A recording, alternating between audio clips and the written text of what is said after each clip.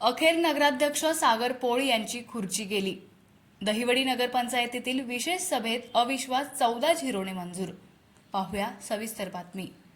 दहिवडी नगरपंचायतीच्या 14 नगरसेवकांनी नगराध्यक्ष सागर पोळ यांच्या विरोधात दाखल केलेल्या ठरावावर निर्णय घेण्यासाठी विशेष सभा आज 29 एप्रिल रोजी 12 वाजता दहिवडी नगरपंचायतीच्या सभागृहात घेण्यात आली।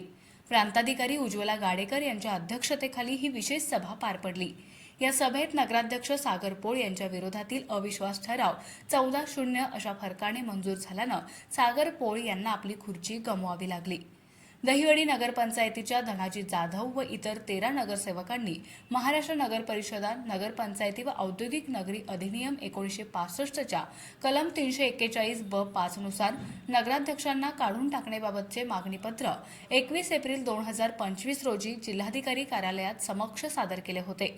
त्यामुळे जिल्हाधिकारी संतोष पाटील यांच्या आदेशाने महाराष्ट्र शासन राजपत्र असाधारण भाग 4 असाधारण क्रमांक 23 दिनांक 15 एप्रिल 2025 मध्ये नमूद केल्यानुसार कलम 341(ब)(5) नुसार या विशेष सभेचं आयोजन करण्यात आलं होतं।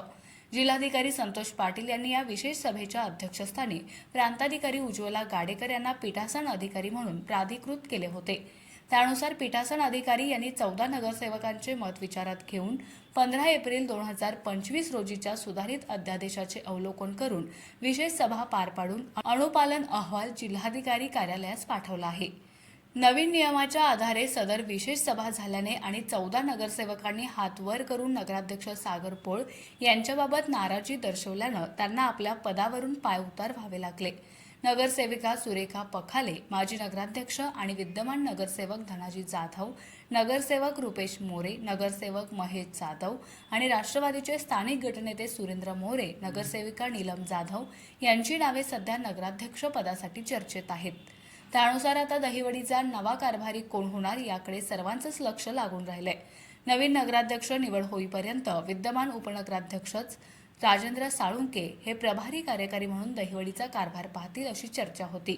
मात्र ती चर्चा फोल ठरली।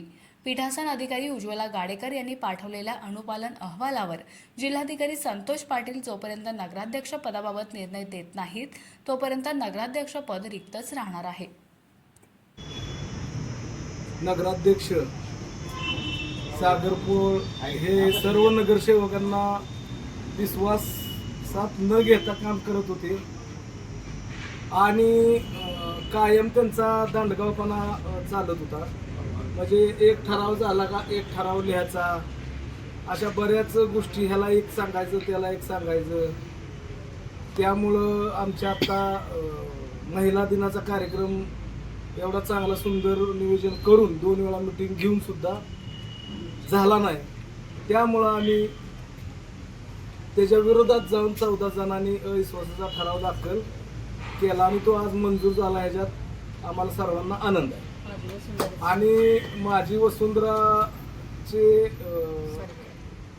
4.5 कोटी आमच्या काही नगरसेवकामुळेच आले, त्यांनी खर्च केला त्याच्यामुळेच ते पैसे आले, पण श्रेय घ्यायला गडी काय कमी पडला नाही।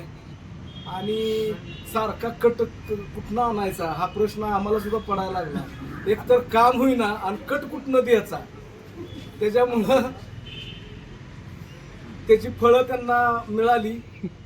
आणि आता मला वाटतं सगळं गाव आनंदात उत्सवात आता पेढ सुद्धा वाटेल असं मला वाटतं। आता काय होणार माहित नाही आता गावात गेल्यानंतर, पण जे की काय झालंय ते गावासाठी विकासासाठी गावाच्या विकासासाठी चांगलं झालेलं, अतिशय चांगलं झालेलं आहे।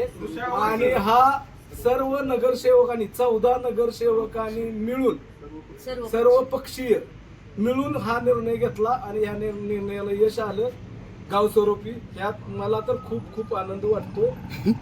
या पद्धतीने ही सगळी प्रक्रिया समाप्त झाली। नगराध्यक्ष पदाचं त्यांचं पद गेलं आणि अख्खं गाव आणि अख्खी बॉडी जलसात आहे आता।